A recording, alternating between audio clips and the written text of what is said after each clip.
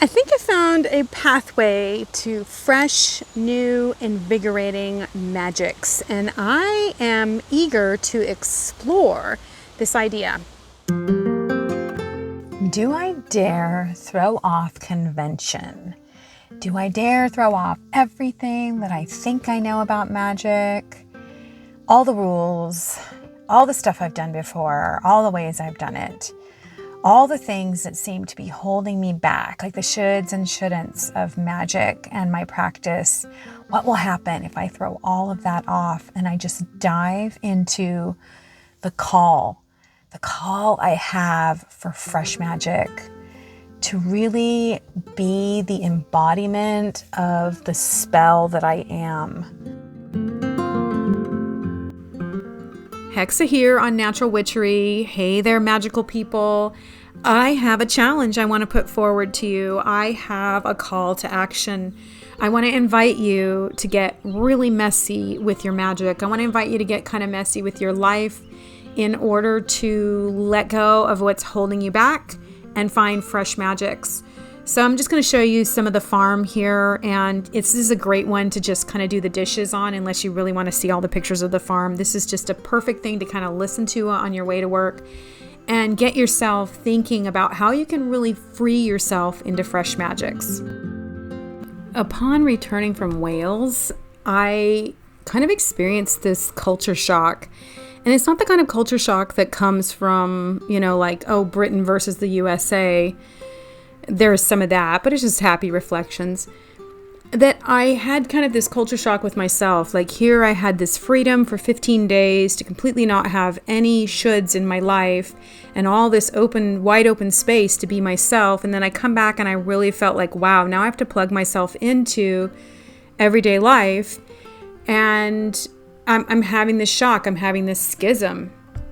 Honestly, that was really a gift, though, because it just created this wonderful contrast for me to see just how many of the things in my life are kind of superfluous that I'm doing, how many shoulds I put on myself that I really don't need to, and how they're kind of holding me back. And there's a couple blocks that I've identified as I look at the schism between who I am on a regular basis, like the autopilot woman that I am, and then the magical practitioner that I want to be. And I want my magic to be like breath.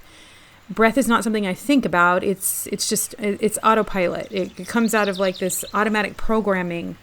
And I'm talking about kind of the automatic programming of who I really am, who I'm created to be. I'm sure all of you can relate to getting caught up in everyday minutia and it just not feeling very magical. But I'm kind of seeing that as maybe a fib, a lie that I tell myself because I'm really afraid of my own power. So follow me on this crazy thought. I have placed so many roadblocks for myself in the way of me practicing my magic, and they come out of a lot of old stories, a lot of old ideas about myself, and a lot of old ideas of magic. And so I really started pulling on, where did I get these from? First and foremost, I was raised in the 70s. Some of you are before that, some of you are after that. In the 70s and before, women could not have a credit card or a bank account without their husband's name on it. It was just, we just didn't have this life and this freedom that I experience now. And as a result, I was raised in a culture where the power that women had and exuded came from a very different place than the power that women have nowadays to wield. And that still overshadows, or I shouldn't say overshadow, it's still an undercurrent. Sometimes dictates the way in which I choose to release my power.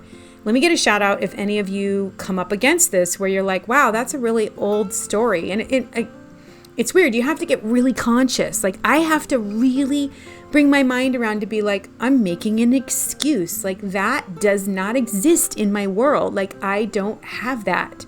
So that's blockage number one. Number two is something that became really apparent to me when I was abroad, is that I have a very idyllic idea of what magic is, and it comes out of this notion that if it's older, it's better.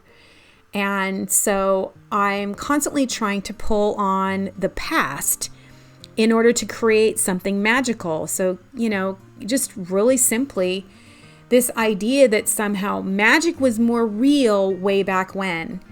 And it got me thinking about this notion that really magic, I think, is born out of being present with ourselves. And so therefore it's present with the times that we live in and the necessities that we face. So when I read about other people's folklore from long ago, first of all, that's folklore that was maintained primarily by Christian men. I mean, there's some things that in the Middle East, I should say, let's just take out Christian. Let's just put men, maintained by men. We do have documents from women, but, they're few and far between.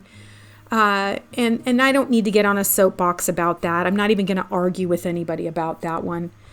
But again, they are maintained by people, or they were maintained, the folklores, the histories, they're not herstories, they're histories, by the way, are maintained by the victors who have left out the stories of those who are conquered.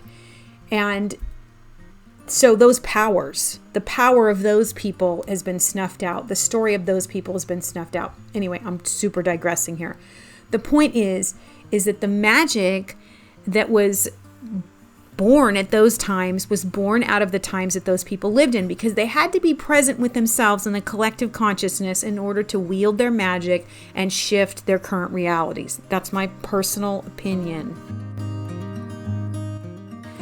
And so it really brought me into this thing, like I'm constantly trying to draw on the past instead of being present with myself right now. And I'm missing out, I'm just missing out on the beauty of who I am, because I so idealize this romantic idea of what it would be like to live in rural England or Wales or Ireland or Scotland. And, the reality of that is probably really far away.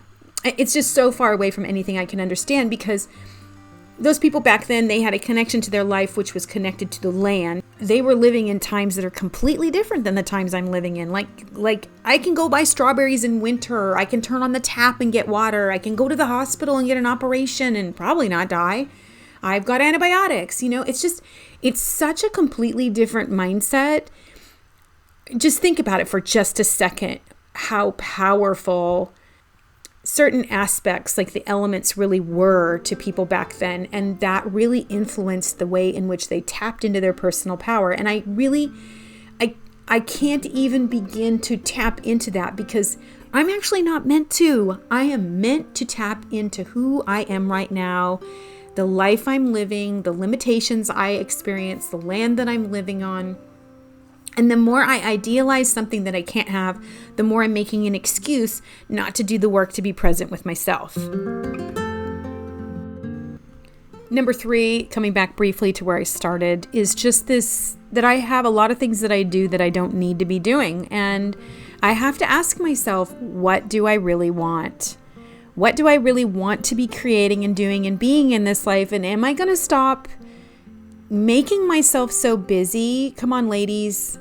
So many of us are so used to being busy, we don't even know how not to be busy. We don't even know how to say no to our own self making us busy. I mean, I make myself busy.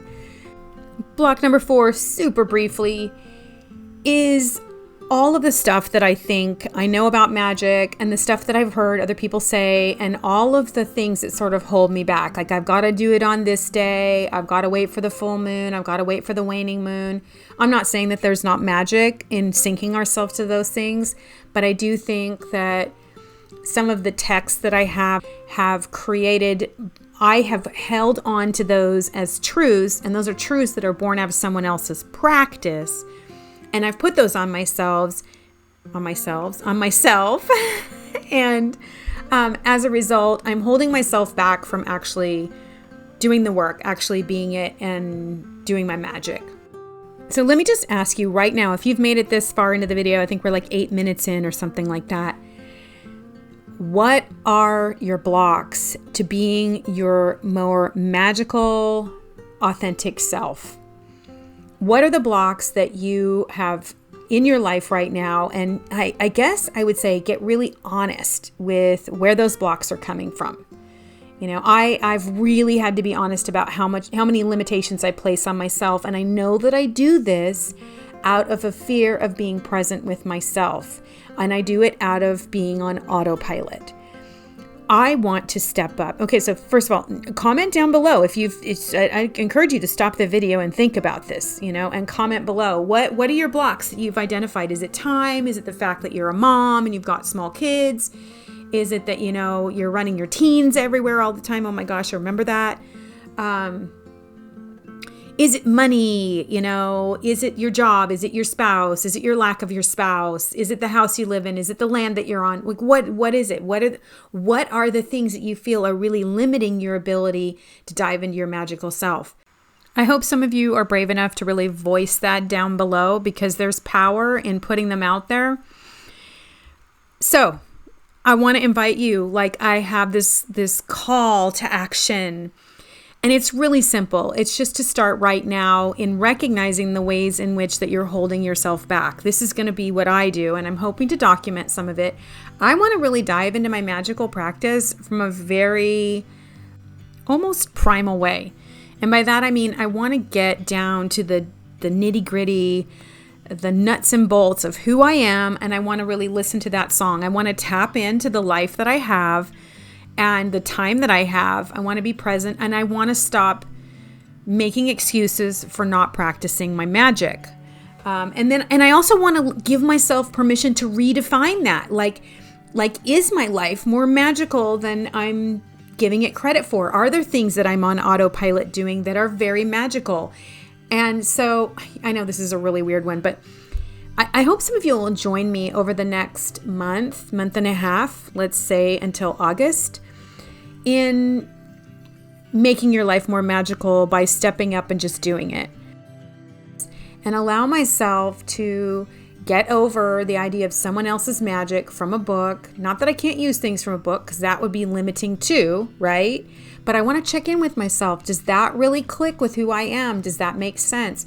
Case in point, at my last class I was talking about correspondences and making sure that you use your own color correspondences. And one of the women in my group said, I hate the color orange. Like, I see it, and with everything in me, I have an aversion. Now, orange is my favorite color. I'm certainly not offended that she doesn't like orange, but to tell her to use orange for a road opener it's not going to work for her. So what I mean by this is I'm just going to allow myself to check in. Does that really mean? Does like red really mean that? Like, if I am using a correspondence, if I am looking at someone else's idea of magic, does it match up? Can I do this right now? Can I actually just step into my magical self right now? This is a question I'm going to be asking. I've actually recorded this 4 times trying to be succinct, and I'm doing it again. I'm getting caught up in perfectionism. So can I do it right now? Can I just do this right now? Can I make the space? Can I let something go so that I can actually dive into the beauty of my practice right now? How can I remove the stigmas that I've placed on myself? How can I uproot old mindsets about my personal power? I'm really going to be just questioning myself. And so I invite you to question yourself, to question why you're not, and then to step up and do it. And to be messy. Like, let's get messy together with our magic. I am hoping that some of you will really take this to heart and be like, I'm going to get messy. I'm not going to worry about being perfect. But, let's let ourselves be a little messy and less polished, and which I talk about all the time, I know. But I mean, even more so, like, let's let it be raw. Let's tap into our raw power. Esoteric practitioners, how can we be more honest with ourselves and channel the honesty of what we're feeling right now, the life that we're living right now, the jobs, the people, all of that, have no excuses, and really live that life that's infused with magic, and just see what happens. Like it's just an experiment. It doesn't have to be forever. See what happens. I'm reminded of some movie. Gosh, it was, oh my gosh, the guy who did Pet Detective. Can't remember his name. but he decides to say yes to everything, right? And to see what happens. And he does. He says yes to everything, like everything.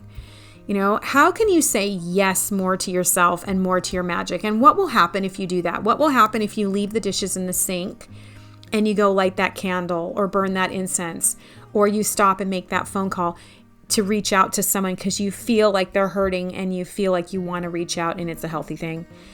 That's magic too. Like healing others, being present for others, holding space for others. That's a special kind of magic that many of you are gifted with. Maybe it's silence. Maybe it's prayer. Maybe it's writing. Maybe it's dancing. Maybe it's crying. How can we give ourselves permission more to be present with ourselves and therefore come into the magic of who we are? And I want to hear about it. I think I'm actually going to put together, so sign up for my newsletter. If you made it all this way, you're probably already signed up. Sign up for my newsletter because I think I may hold kind of like a town hall at the end of this where we chat, and I'll have like breakout rooms. I'm kind of thinking about doing this so we can share, like, how did this go? Join me in this experiment. I'm really going to try to maybe post even like really crappy videos about it, just like to get them out there. Really messy. Challenge me. I'm going to get messy. Wow, I'm really feeling like this super challenge to take myself at my own word and get so freaking messy with my life and let it happen.